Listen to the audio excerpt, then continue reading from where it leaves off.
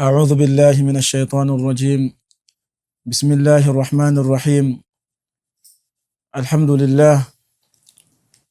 لله كبير المتعال ذو الطول على الدوام، نحمده على النعماء ونصبر على البلاء، ثم الصلاة والسلام على أشرف الأنبياء والمرسلين وعلى كل من سار على نهجه واستنى بسنته إلى يوم الدين. أما بعد، يا أمة المليار، أحييكم بتحية الإسلام قائلا لكم السلام عليكم ورحمة الله وبركاته. بدكم شكور الله سبحانه وتعالى na kumtakia ziada na rehma na amani zimwendee kiongozi wa umma mtume wetu Muhammadin sallallahu alayhi wasallam. Ndugu zanguni wa Kiislamu, leo biidhnillah subhanahu wa ta'ala tutataka kukumbushana kuhusiana na neema ambazo tulizoneemeshwa na Allah subhanahu wa ta'ala. Kama ilivyotangulia alivyosema Allah subhanahu wa ta'ala katika kitabu chake kitukufu, wa in ta'uddu ni'matallahi la tuhsuha, ya kwamba hata ya kwamba sisi tutakaa tukajikusanya tukaanza kuzihesabia neema zake Allah subhanahu wa ta'ala alizotuneemesha sisi, basi hatuwezi tukazidiriki na tukazikusanya zote, kwamba hizi ni neema maalum ambazo tulizoruzukiwa na Allah subhanahu wa ta'ala. واليوم بإذن الله سبحانه وتعالى موضوعي سيدور تحت هذه النعمة، وهي نعمة الشباب. na maudhui yangu ya leo itazungumzia kuhusiana na neema ya ujana. Bila shaka awalan min ahabbi almarahil wa akhtariha, ya kwamba neema ya ujana ni katika marhala iliyokuwa inapendwa sana na watu, na pia ni katika marhala ambayo ilikuwa ni hatari sana kwa mwanadamu. Na itakuwaje neema ya ujana kuwa inapendwa sana na pia ni hatari sana kwa wanadamu?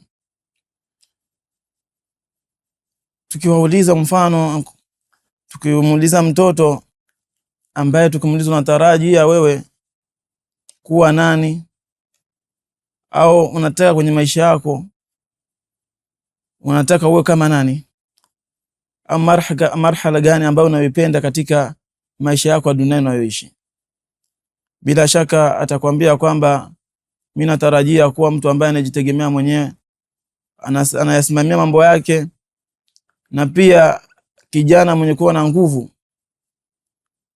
Na bila shaka inaelekea moja kwa moja katika neema ya kuwa kijana.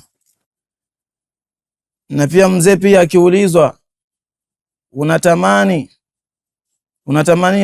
kuwa, unatamani neema ambazo ulineemeshwa na Allah subhanahu wa ta'ala, Allah subhanahu wa ta'ala kurejeshia katika neema ambazo alizokuneemesha, bila shaka naye atakwambia pia kwamba nataraji kurudi kuwa kijana. Kwa hiyo tunatambua kwamba ni katika marhala ambazo ambayo inapendwa sana na watu, na pia hapo ni katika marahili ambazo katika umri wa mwanadamu ni hatari sana iwapo tutautumia vibaya ujana wetu.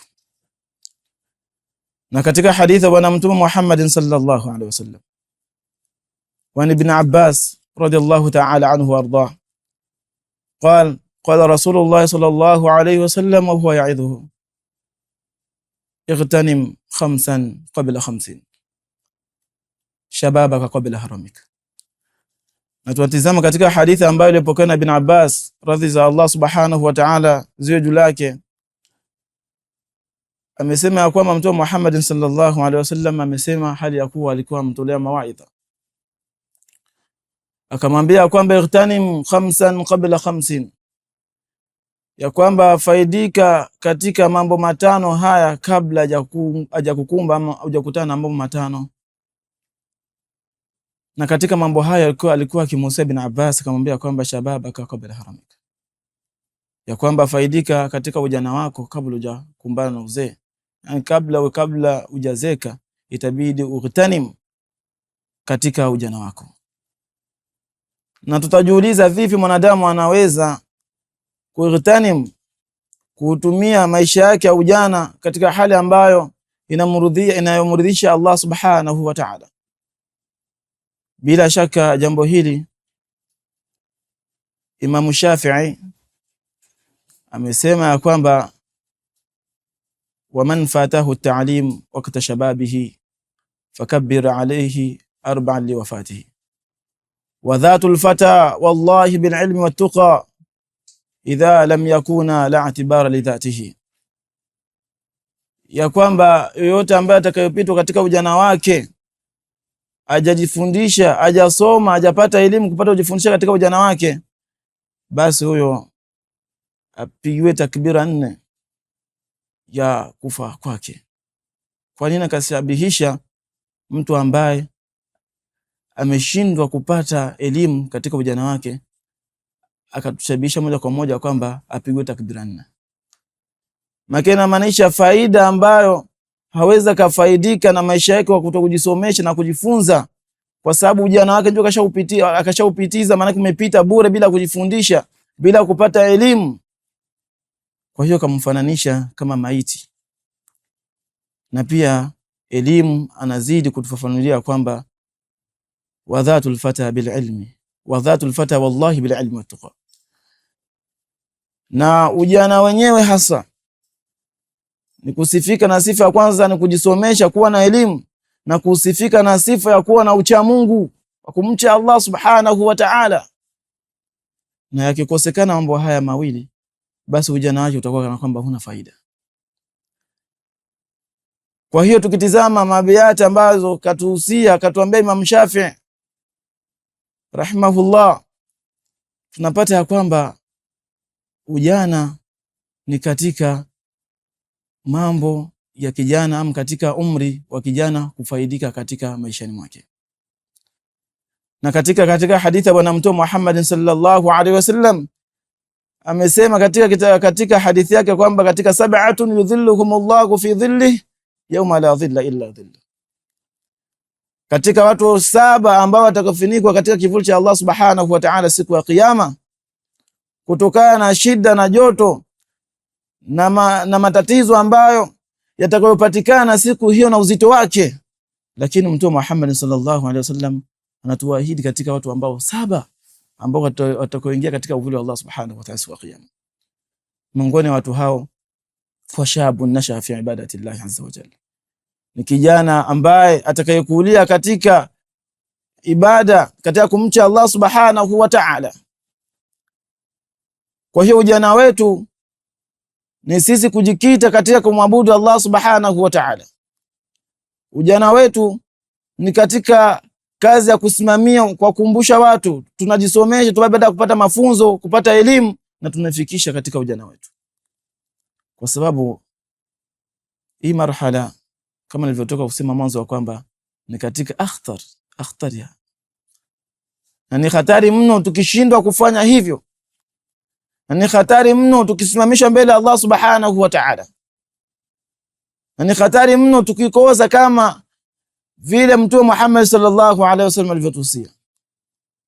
Na hasa tupo katika mwezi mtukufu, na mimi napendelea sana kuuita mwezi huu ya kwamba ni mwezi wa ofa, kwa sababu thawabu zake zinakuwa ni mudhaaf kuliko miezi mingine.